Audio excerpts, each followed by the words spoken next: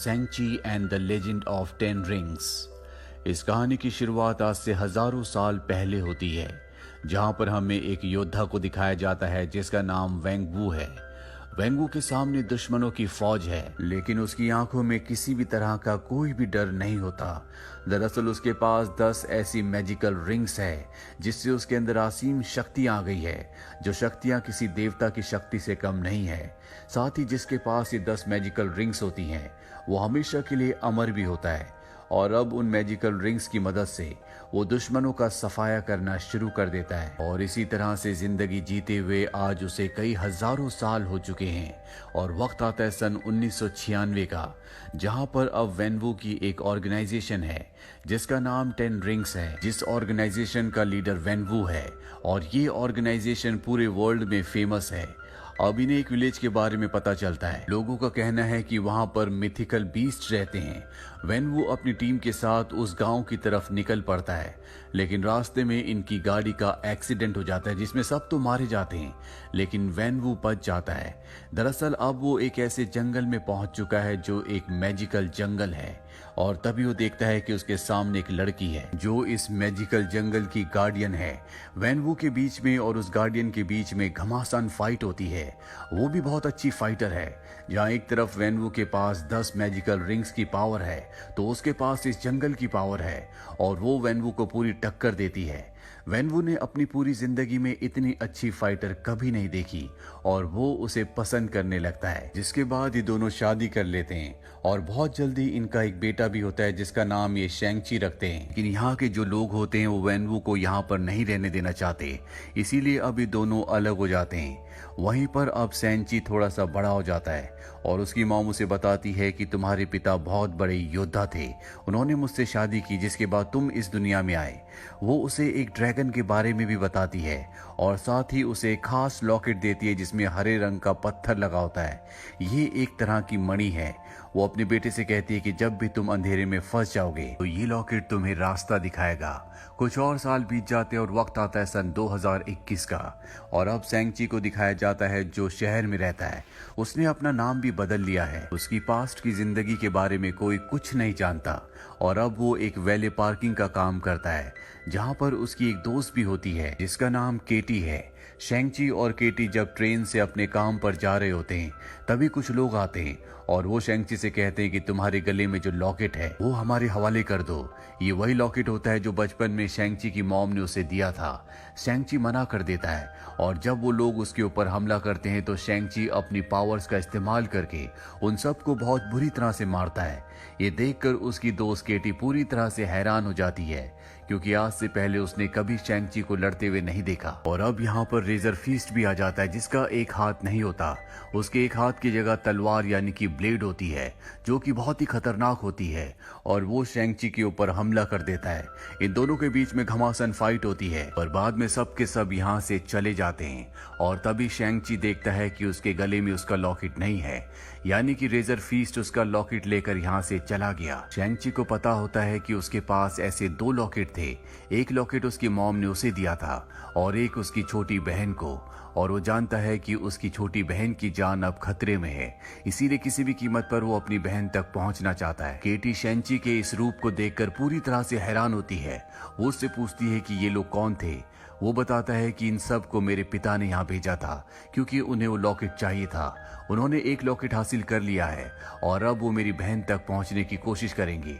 इससे पहले कि वो उस तक पहुंचे, मुझे अपनी बहन तक पहुंचना होगा। इसके बाद ये दोनों के दोनों मकाऊ के लिए निकल पड़ते हैं, क्योंकि उसकी बहन मकाऊ रहती है। रास्ते में शेंची उसे बताता है कि जब मैं छोटा था तो मेरी मॉम की मृत्यु हो गई थी, जिसके बाद मेरे पिता ने मुझे हार्ड ट्रेनिंग देना शुरू कर दिया। जब मैं 14 साल का हुआ तो मैं एक बहुत बड़ा फाइटर बन गया था। मुझे एक मिशन दिया गया, जिस मिशन को मैं पूरा नहीं कर पाया, और उसके बाद मैं कभी वापस घर नहीं गया। अभी दोनों के दोनों मकाऊ पहुंच जाते हैं। शेंची किसी भी कीमत पर अपनी बहन को ढूंढना चाहता है। ये दोनों एक फाइट क्लब में पहुंच जाते हैं जहां बड़े बड़े योद्धा एक दूसरे से लड़ रहे होते हैं, और अब शेंगची को भी फाइट के लिए मना लिया जाता है। जब वो केज के अंदर जाता है तो वहां पर एक फीमेल वॉरियर आती है। इन दोनों के बीच में बहुत खतरनाक फाइट होती है। है और तभी शेंगची को पता चल जाता है कि ये और कोई नहीं बल्कि उसकी छोटी बहन है जिसका नाम शाइलिंग है। वो शाइलिंग को रोकने की कोशिश करता है लेकिन उसकी बहन उसे बहुत मारती है क्योंकि वो उससे नाराज होती है। और अब जब इनकी फाइट खत्म हो जाती है तो हमें फ्लैशबैक में सीन दिखाया जाता है जब ये छोटे थे। जब शेंगची के पिता ने उसे मिशन दिया था तब उसकी छोटी बहन ने उसे कहा था कि तुम मत जाओ, नहीं तो मैं अकेली रह जाऊंगी। पर शेंगची ने उससे वादा किया था कि मैं जल्दी वापस आऊंगा, पर वो मिशन को पूरा नहीं कर पाया और कभी वापस नहीं आया। शेंगची की बहन उसे फाइट में हरा देती है जिसके बाद वो उसे बताती है कि ये फाइट क्लब मेरा ही है। शेंगची उसे कहता है कि अगर तुम इतनी पावरफुल थी तो तुमने मुझे यहाँ पर क्यों बुलाया, तुमने मुझे पोस्ट कार्ड क्यों भेजा। दरअसल शेंगची को एक पोस्ट कार्ड मिला होता है जिसमें बचपन में उसकी मॉम जो उन्हें ड्रैगन की फोटो बनाकर दिखाया करती थी उसी तरह का ड्रैगन बना हुआ था और उसे ऐसा लग रहा था कि उसकी बहन ने उसे पोस्ट कार्ड भेजा है। और अब शेंगची की बहन उसे बताती है कि मैंने तुम्हें पोस्ट कार्ड नहीं भेजा, ये हमारे पिता की चाल है। और अब यहाँ पर एक बार फिर से उसके पिता के आदमी आ जाते हैं जिसमें रेजर फीस्ट भी होता है और एक और होता है जिसका नाम डेथ है। अब इनके बीच में फाइट होना शुरू हो जाती है और इसी फाइट के दौरान शेंगची की बहन के गले से डेथ उस लॉकेट को ले लेता है। वो यहाँ से निकलने वाला होता है कि शेंगची उसके ऊपर हमला कर देता है। इन दोनों के बीच कुंफू फाइट होती है लेकिन शेंगची उससे भी ज्यादा स्ट्रांग है क्योंकि शेंगची ने बचपन से इसी तरह की कलाओं की ट्रेनिंग ली है और शेंगची इससे पहले की डेथ को मारता। यहाँ पर शेंगची के पिता वेंगवू आकर उसे रोक लेते हैं। वो शेंगची से कहते हैं कि मुझे पता था कि मेरा कोई भी योद्धा तुम्हें नहीं हरा सकता क्योंकि तुम मेरे बेटे हो। और इसके बाद वेंगवू अपने दोनों बच्चों को और केटी को हेलीकॉप्टर से उस जगह ले जाते हैं जहां पर वो खुद रहते हैं।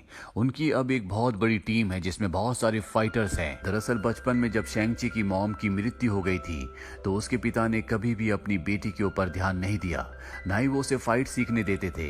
हालांकि वो फाइट करना चाहती थी और जब शेंगची मिशन से वापस नहीं आया तो उसकी बहन ने घर छोड़ दिया और मकाओ चले गई। अब रात को ये सब के सब डिनर टेबल पर बैठे होते हैं। शेंगची के पिता अपने दोनों बच्चों को बताते हैं कि मैं जब तुम्हारी मॉम से मिला तो मैं उनकी फाइटिंग कला से बहुत ज्यादा प्रभावित हो गया। इसके बाद मैंने अपनी रिंग्स की शक्तियों का इस्तेमाल करना छोड़ दिया और मैंने अलग अलग कलाएं सीखी। लेकिन उस जगह से जहां तुम्हारी मॉम रहा करती थी हम दोनों को निकाल दिया गया, जिसके बाद तुम्हारी मॉम की शक्तियां भी चली गई। हम दोनों आम इंसानों की तरह जीने लगे। वेंगवू अपने बच्चों को ये भी बताता है कि कुछ वक्त पहले मुझे एक किताब मिली जो कि जादुई किताब थी। उस किताब में उस गांव के बारे में लिखा था जिस गांव से तुम्हारी मॉम थी। वहां पर एक जादुई दरवाजा है जिसके पीछे आज भी तुम्हारी मॉम है। लेकिन शेंगची अपने पिता पर विश्वास नहीं करता। तभी उसके पिता उन दोनों लॉकेट्स में से मणि को निकाल लेते हैं जो उन्होंने अपने बच्चों से हासिल किए थे।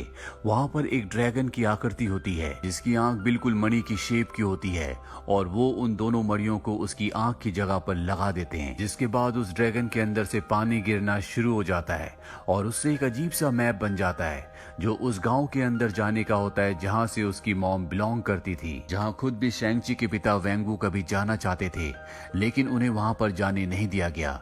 और अब वो चाहते हैं कि उनका बेटा वहां जाए ताकि वो अपनी मॉम को छुड़ाकर वापस ले आए। वेंगवू अपने बेटे को बताते हैं कि उस गांव तक पहुंचने के लिए एक फॉरेस्ट से होकर गुजरना पड़ता है जो कि एक मैजिकल फॉरेस्ट है और वहां के जो ट्रीज हैं कभी भी किसी को उस मैजिकल फॉरेस्ट को पार नहीं करने देते। लेकिन अब वेंगवू ने फैसला कर लिया है कि आज से 3 दिन बाद जब फॉरेस्ट का रास्ता पूरी तरह से सीधा हो जाएगा। दरअसल साल में एक दिन ऐसा आता है जब फॉरेस्ट का रास्ता पूरी तरह से सीधा हो जाता है और उस दिन उस फॉरेस्ट को पार किया जा सकता है। वो अपने लोगों के साथ फॉरेस्ट को पार करके अपनी पत्नी को वापस ले आएगा और अगर उसे किसी ने रोकने की कोशिश की तो वहां पर जितने भी गांव वाले हैं वो उन सबको मार देगा। शेंगची को ये सुनकर अच्छा नहीं लगता। वो अपने पिता को ऐसा करने से मना करता है क्योंकि वो नहीं चाहता कि किसी का भी खून बहे। उसके पिता को गुस्सा आता है और वो इन तीनों को कैद कर देता है, जहां पर पहले से एक कैदी होता है जिसका नाम ट्रेवर है। वो बताता है कि मैं एक कलाकार था लेकिन तुम्हारे पिता को लगता था कि मेरे अंदर शक्तियां हैं, इसीलिए वो मुझे अपने साथ ले आए। और तभी यहाँ पर एक मैजिकल क्रिएचर आता है जिसका सर नहीं होता। दरअसल ट्रेवर का अब तक ये पालतू बन चुका है। ट्रेवर इन्हें बताता है कि ये तुम्हारी मॉम मॉम के साथ उनके गांव से यहाँ तक आया था और अब ये वापस जाना चाहता है। अगर हम चाहें तो इसकी मदद से तुम्हारी मॉम के गांव तक पहुंच सकते हैं। शेंगची किसी भी तरह से अपनी मॉम के गांव तक जाना चाहता है, क्योंकि अगर उसके पिता उससे पहले पहुंच गए तो सबको मार देंगे। इसीलिए उनसे पहले पहुंचकर वो गांव वालों को अवेयर करना चाहता है। और अब यहाँ पर शेंगची अपनी बहन शाइलिंग की मदद से इस जगह से निकल जाता है, क्योंकि वो पहले भी यहाँ से भाग चुकी है। ये गाड़ी लेकर उस मैजिकल जंगल के अंदर पहुंच जाते हैं, जहाँ पर शुरू में इन्हें रास्ता नहीं मिलता, पर तभी इनके सामने एक झरना आता है। और जब ये झरने के दूसरी पार जाते हैं तो देखते हैं कि ये उस जगह पर पहुंच चुके हैं जो पूरी तरह से मैजिकल है। यहाँ पर बहुत सारे मिथिकल क्रिएचर्स होते हैं और अब ये सब के सब उस गांव में पहुंच चुके हैं जहां इन्हें पहुंचना था। गांव वाले जो होते हैं इन्हें सबको यहाँ से जाने के लिए कहते हैं, लेकिन तभी यहाँ पर एक लेडी आती है जो शेंगची की मॉम की बहन है, यानी कि उसकी आंट है। वो कहती है कि सब के सब यहाँ पर रह सकते हैं, क्योंकि बहुत मुश्किलों का सामना करने के बाद ये सब यहाँ पर पहुंचे हैं। शेंगची अपनी आंट को बताता है कि मेरे पिता जल्दी यहाँ तक पहुंचने वाले हैं। उनके पास 10 रिंग्स की शक्ति है। यहाँ पहुंचकर वो सबको मार देंगे, क्योंकि उन्हें लगता है कि आज भी मेरी मॉम जिंदा है। हालांकि वो एक बहुत बड़ी जंग में मारी गई थी, लेकिन उन्हें इस बात का विश्वास नहीं होता। और अब उसकी आंट उसे इस जगह के इतिहास के बारे में बताती है। वो बताती है कि आज से हजारों साल पहले एक क्रिएचर ने हमारे गांव के ऊपर हमला किया, जिसका नाम था ड्वेलर ऑफ द डार्कनेस। वो लोगों की सोल को उनके शरीर से खींच लिया करता था। उसने इस गांव में लगभग सभी लोगों के शरीर से उनकी आत्माओं को खींच लिया, और इसके बाद ड्वेलर ऑफ द डार्कनेस ने तय किया कि वो इंसानों की दुनिया में जाकर इंसानों के साथ भी वही करेगा जो उसने यहाँ पर किया था। और जब वो इंसानों की दुनिया में जा रहा था, तभी हमारी दुनिया के 11 महान योद्धा उसे रोकने के लिए गए, लेकिन उसकी शक्तियां बहुत ज्यादा बढ़ चुकी थी। वो उसके सामने टिक नहीं पाए, जिसके बाद हमें हमारे ग्रेट प्रोटेक्टर यानी कि चाइनीज ड्रैगन ने बचाया। उसने उस ड्वेलर ऑफ द डार्कनेस को और उसके सभी सोल ईटर्स को एक वॉल के पीछे कैद कर दिया, और हम सब इस गांव में रहकर उस वॉल की रक्षा करते हैं। वो शेंगची को ये भी बताती है कि हो सकता है कि ड्वेलर ऑफ द डार्कनेस, जो कि वॉल के पीछे कैद है, वो तुम्हारे पिता के दिमाग को कंट्रोल करके उनसे काम करवाना चाहता हो, क्योंकि इस दुनिया में तुम्हारे पिता इकलौते ऐसे इंसान हैं जिनके पास 10 रिंग्स की शक्तियां हैं, और वो ही उस वॉल को तोड़ सकते हैं। इसके बाद शेंगची की आंट उसे यहाँ पर फाइट की कला भी सिखाती है। साथ ही ये भी बताती है कि आज से कई साल पहले जब तुम्हारे पिता और तुम्हारी मॉम इसी गांव में रहते थे, तो तुम्हारे पिता ने अपने रिंग्स को उतार दिया था, लेकिन इस गांव के लोगों ने उन्हें यहाँ से जाने के लिए कहा, क्योंकि वो इस गांव के लिए सुरक्षित नहीं थे। तुम्हारी मॉम ने भी तुम्हारे पिता के साथ इस गांव को छोड़ दिया। वो अब आम इंसान थे। तुम्हारे पिता के बहुत सारे दुश्मन थे, और उन्हीं दुश्मनों में से कुछ दुश्मनों ने तुम्हारी मॉम को मार दिया। और जब तुम्हारे पिता को ये बात पता चली, तो उन्होंने एक बार फिर से रिंग्स को पहन लिया, जिसके बाद उसने कुछ लोगों को मार दिया। लेकिन जिस आदमी ने सच में उसकी पत्नी को यानी कि शेंगची की मॉम को मारा था, उसने उसे नहीं मारा, क्योंकि वो चाहता था कि उसका बेटा उसे मारे। और यही वो मिशन था जो 14 साल की उम्र में शेंगची को दिया गया था, जिसे वो पूरा नहीं कर पाया था, और वो कभी वापस घर नहीं आया। पर रात को वो अपनी दोस्त केटी को बताता है कि उसने मिशन पूरा कर दिया था। उसने उस आदमी को मार दिया था, पर उसकी मॉम ने उसे सिखाया था कि कभी किसी की जान नहीं लेनी, इसीलिए वो कभी वापस लौट कर नहीं आया। अब अगली सुबह दिखाया जाता है, जहां पर शेंगची के पिता अपने लोगों के साथ यहां पर आ जाते हैं। गांव वाले भी उनसे लड़ने के लिए तैयार है, और यहां पर एक घमासान फाइट शुरू हो जाती है। शेंगची अपने पिता का सामना करता है, इन दोनों के बीच में फाइट होती है, और तभी शेंगची के पिता अपनी 10 रिंग्स की पावर का इस्तेमाल करके उस पर हमला करते हैं, जिससे वो दूर पानी के अंदर जा गिरता है। और अब शेंगची के पिता उस वॉल तक पहुंच जाते हैं, जिसके पीछे उन्हें लगता है कि उनकी पत्नी है, लेकिन उसके पीछे ड्वेलर इन द डार्कनेस और उसके सोल ईटर्स हैं। वो उसके ऊपर हमला करते हैं, जिससे उस वॉल में एक गैप बन जाता है, और ड्वेलर इन द डार्कनेस के सोल ईटर वहां से बाहर आ जाते हैं। वो गांव वालों के ऊपर हमला कर देते हैं। वहीं पानी के अंदर दिखाया जाता है जहां पर शेंगची है, और तभी वहां पर ड्रैगन आता है। ये वही ड्रैगन है जिसने आज से कई साल पहले ड्वेलर इन द डार्कनेस को और सोल ईटर्स को वॉल के पीछे कैद किया था। ड्रैगन शेंगची को ऊपर ले आता है, जिसके बाद ये दोनों के दोनों मिलकर सोल ईटर्स के ऊपर हमला कर देते हैं। वहीं शेंगची की बहन अपने पिता के आदमियों से कहती है कि हमें आपस में नहीं लड़ना चाहिए, बल्कि हम सबको मिलकर इन सोल ईटर से लड़ना चाहिए। और उन्हें भी समझ में आ जाता है कि उन्हें मारना होगा, नहीं तो सोल ईटर्स इन सब की आत्माओं को खींच खींच लेंगे। वहीं शेंग-ची को दिखाया जाता है जो एक बार फिर से अपने पिता के पास पहुंच जाता है, क्योंकि वो नहीं चाहता कि वो दीवार को पूरी तरह से खोल दे, क्योंकि अगर ऐसा हुआ तो उसके अंदर से वो विशाल क्रिएचर जिसका नाम ड्वेलर इन द डार्कनेस है वो बाहर आ जाएगा और सारी दुनिया को खत्म कर देगा। वो अपने पिता से लड़ना शुरू कर देता है और इस बार वो फाइट करने के लिए अपनी मॉम्स की फाइटिंग टेक्निक्स का इस्तेमाल करता है। उन टेक्निक्स का इस्तेमाल करते हुए उसके पिता की जो 5 रिंग्स होती है वो उसके पास आ जाती है और इस बार सारी की सारी रिंग्स लाल रंग में यानी कि आग के रंग में चमक रही होती है। यानी कि शेंग-ची के पास आने के बाद ये रिंग्स और भी शक्तिशाली हो चुकी हैं।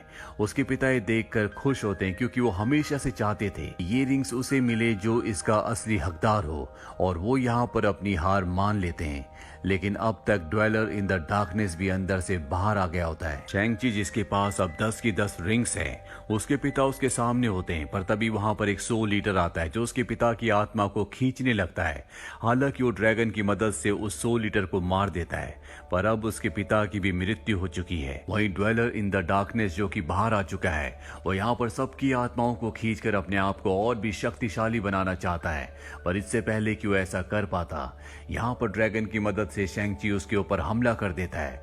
पर वो बहुत ज्यादा शक्तिशाली है, वो ड्रैगन की आत्मा को भी खींचना चाहता है। दरअसल उसने कई आत्माओं को अब कैद कर लिया है, कई आत्मा को खींच लिया है, इसीलिए वो बहुत ताकतवर हो चुका है और वो ड्रैगन की आत्मा को खींचने के लिए उसे पकड़ लेता है, जहाँ पर शेंग-ची और उसकी बहन भी होते हैं।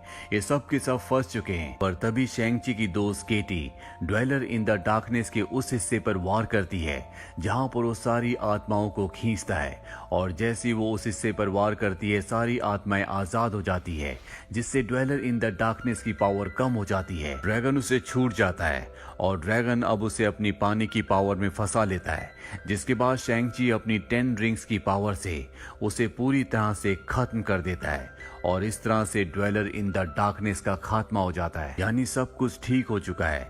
इसके बाद शेंग-ची और उसकी दोस्त केटी को दिखाया जाता है जो वापस अपने शहर में पहुंच जाते हैं। वो अपने दोस्तों को ये पूरी कहानी बता रहे होते, लेकिन कोई भी उनकी बातों पर विश्वास नहीं करता। पर तभी वहां पर डॉक्टर स्ट्रेंज का साथी जिसका नाम वोंग है वो आ जाता है और वो उन दोनों को कहता है कि चलो हमारे साथ चलो, हमें तुम्हारी जरूरत है। और उसी पोर्टल से जिस पोर्टल से वो आया होता है उन दोनों को अपने साथ ले जाता है और उनके जो दोस्त होते हैं ये देखते रह जाते हैं। इसी के साथ ये फिल्म, ये कहानी यहीं पर खत्म हो जाती है।